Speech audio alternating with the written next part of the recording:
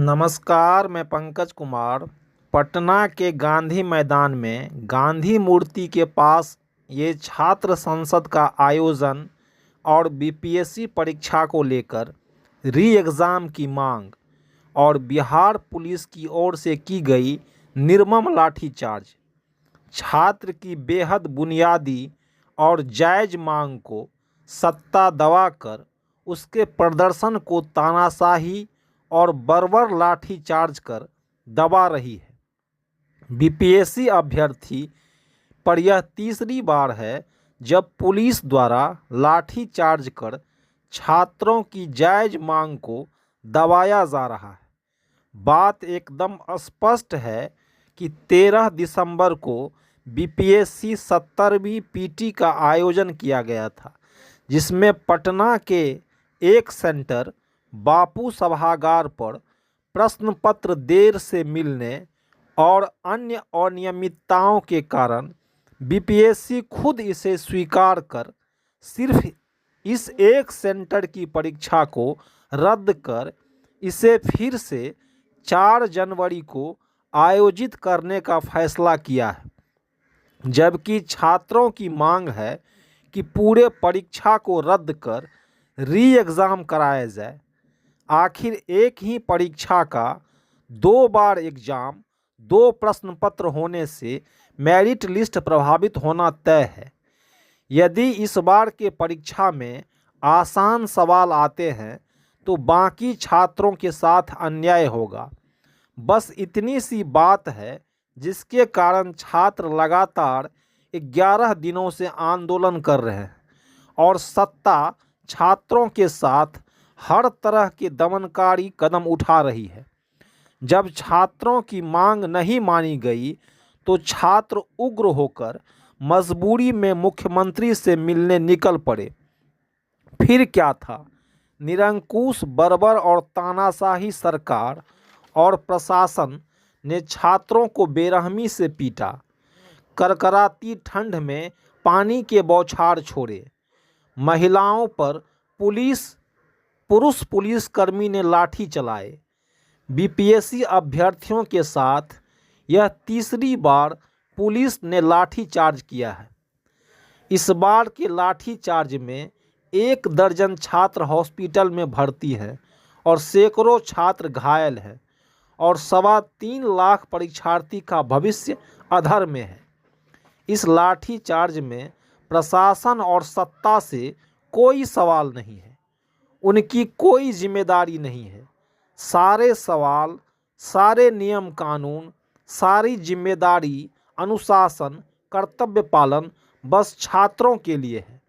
और इस लाठीचार्ज के बाद 21 को नामजद बनाया गया है, 700 अज्ञात पर भी केस किया गया है, वहीं 11 को हिरासत में लिया गया है। सवाल है, अगर छात्र सड़क पर उतरने को मजबूर है तो इसके लिए जिम्मेदार कौन है?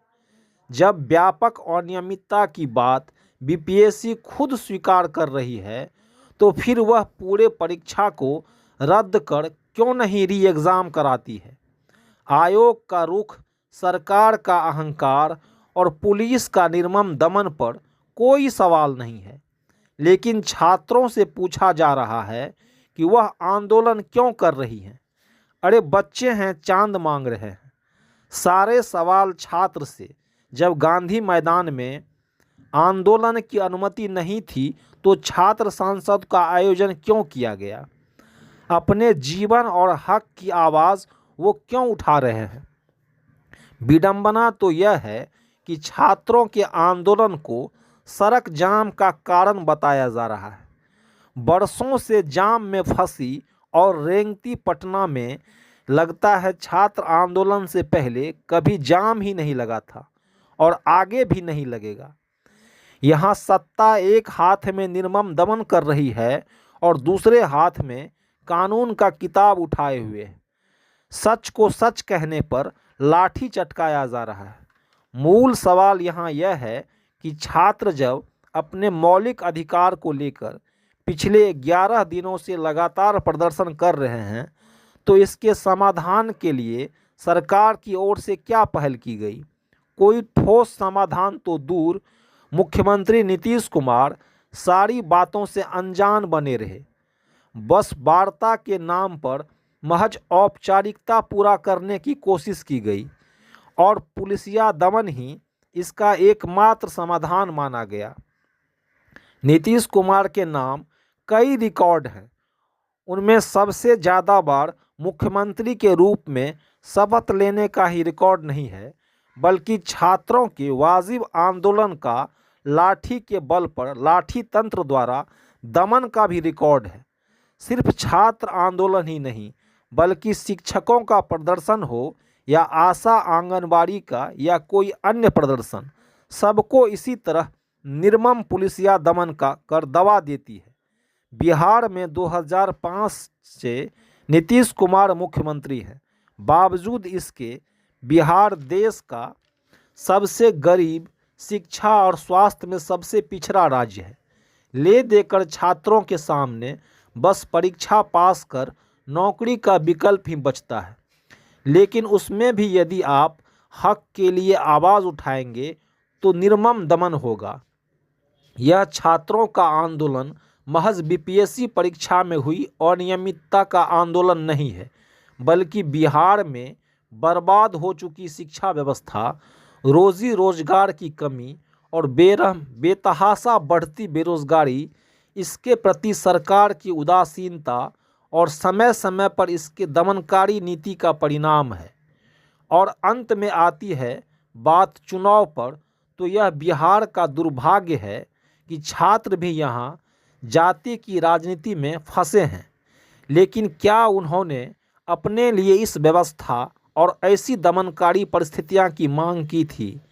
छात्र की बस इतनी गलती है कि वह दिन को दिन कह रहे हैं। पुलिस सत्ता के लाख दमन, तीसरी बार लाठी खाने और बेहोश होने तक लगातार री एग्ज़ाम का नारा लगा रहे हैं। हाँ, ये अलग बात है, रात का अंधेरा बढ़ता जा रहा है, दमन अपने नए नए रूप ले रही है, तानाशाही, निरंकुशता, बर्बरता नए नए और तरह तरह की लोकतांत्रिक मुखौटा लगाकर कभी विकास के नाम पर तो कभी कानून व्यवस्था के नाम पर दमन कर रही है।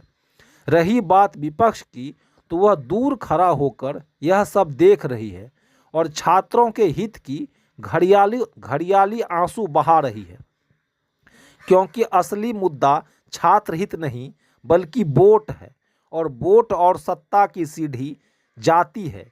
यही जाति की राजनीति विपक्ष को सब कुछ चुपचाप देखने का मौका देती है, तो सत्ता को निर्दयी दमन करने का साहस देती है। क्योंकि उन्हें पता है सत्ता का सिंहासन सत्य, न्याय, रोजगार, शिक्षा से नहीं, बल्कि जाति से आती है, और यहीं पर छात्र मार खा जाते हैं और निर्मम दमन के बावजूद जाति के चंगुल से मुक्त नहीं हो पाते। यहाँ सभी का साख दांव पर है। आयोग की बात ही करना बेकार है। परीक्षा में गड़बड़ी और पेपर लीक होना यहाँ आम बात है। यहाँ एक ही चीज़ की साख है और वह है जाति। जाति ब्रह्म है, जाति अंतिम सत्य है, जाति चुनाव है, इसका परिणाम है, लोकतंत्र और सत्ता की चाबी है। रही बात सत्य कहने और दिखाने की, तो दरबारी मीडिया के इस दौर में यह संभव नहीं है। सत्य का तकाजा है कि यदि सरकार कहती है कि अभी रात है, तो पत्रकार का काम यह कहना भर नहीं है कि सरकार कह रही है अभी रात है। अब दिन है या रात है, यह जांच का विषय है, बल्कि पत्रकार और मीडिया का काम है कि वह खिड़की खोलकर देख ले कि दिन है या रात।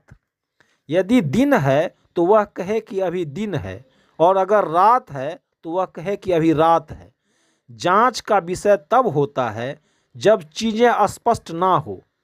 याद रखिए, अस्वस्थामा हतो नरो व कुंजरो भी इतिहास का सबसे बड़ा झूठ है, और जिसे धर्मराज युधिष्ठिर ने बोला था।